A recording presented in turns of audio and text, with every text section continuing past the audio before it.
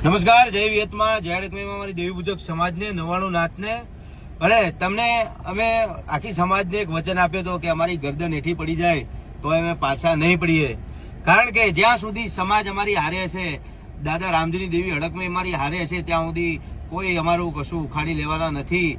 ભલે આજે અમે દેવીના કરીને જેલમાં જઈને આવ્યા, સમાજના કરીને જેલમાં જઈને આવ્યા, પણ તોય છતાં આ ટ્રસ્ટીઓ અત્યારે હાલ આટલું બધું થયું તોય અત્યારે ગામડે ગામડે ફરે છે રૂપિયા ઉઘરાવવા માટે. તો મારી દેવી પૂજક સમાજને જણાવું છું કે આમના ઉપર હમ ઘાલેલા છે, અડકમહીનું એરું નાખેલું છે, આમને કોઈ લોટો પાણી ના આલતા અને 1 રૂપિયો આમને મંદિર નિમિત્તનો આલતા નહીં.